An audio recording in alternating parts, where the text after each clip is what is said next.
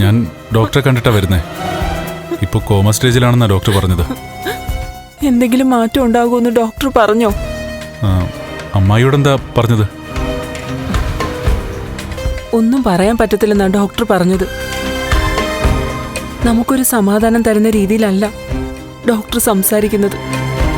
വെറും വാക്ക് പറഞ്ഞിട്ട് കാര്യമില്ലല്ലോ അമ്മായി. അതുകൊണ്ടായിരിക്കും ഡോക്ടർ അങ്ങനെ സംസാരിക്കുന്നത്. കാര്യങ്ങള് കുറച്ച് സീരിയസാ. എന്നുവെച്ചാ അതുപോലെയാ മാർക്കോ അവന്റെ തലയിൽ പാർക്കലെടുത്തിട്ടത്. തലയിലെ ഞരമ്പുകളൊക്കെ പൊട്ടിപ്പോയിരിക്കുക. എല്ലാത്തിനും ഞാൻ സാക്ഷിയായിരുന്നല്ലോ. അവൻ വണ്ടി കൊണ്ടുപോയി ബൈക്കിൽ പോയവനെ തട്ടിച്ചപ്പോ അവനങ്ങ് തീർന്നാ മതിയായിരുന്നു. അത് തന്നെ അമ്മായി എന്റെയും പ്രാർത്ഥന. അകത്ത് കിടക്കുന്നവനങ്ങ് തീരണേന്ന്. എന്തായാലും ആ സമയത്ത് അവൻ മോനെ ഒന്നും ചെയ്യാതിരുന്നത് നന്നായി. അവനും വീണുപോയില്ലേ? അതുകൊണ്ടായിരിക്കും എന്നെ ഒന്നും ചെയ്യാതിരുന്നേ. ഇതിനെല്ലാം കാരണക്കാരൻ ആരാണെന്ന് കണ്ണൻ അറിയാമോ? അവനാ, ആ മഞ്ജുനെ തട്ടിക്കൊണ്ടു പോയവൻ.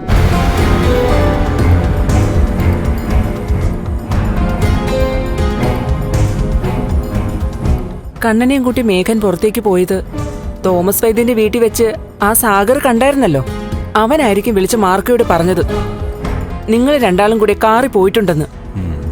അതുകൊണ്ടാണ് അവൻ നിങ്ങളുടെ പിന്നാലെ വന്നത്. അത് അമ്മായി പറഞ്ഞത് ശരിയായിരിക്കും. സാഗർ മാത്രമല്ല, അവക്കും ഇതിൽ പങ്കുണ്ട്. ആ ലക്ഷ്മിക്ക്, മഹാലക്ഷ്മിക്ക്. മേഘം വെറുതെ സാഹസം കാണിക്കേണ്ട കാര്യമില്ലായിരുന്നു. അവൻ എന്തെങ്കിലും എന്നോട് പറയാനുണ്ടായിരുന്നെങ്കിൽ അത് തോമസ് സാറിന്റെ വീട്ടിൽ വെച്ച് എന്നോട് പറയാമായിരുന്നു. പിന്നെന്തിനാ എന്നെ കൂട്ടി അവൻ അങ്ങോട്ട് പോയെന്ന് എനിക്ക് മനസ്സിലാവുന്നില്ല. അതിനെ അറിയണമെങ്കിൽ അവന് ബോധം വരണം.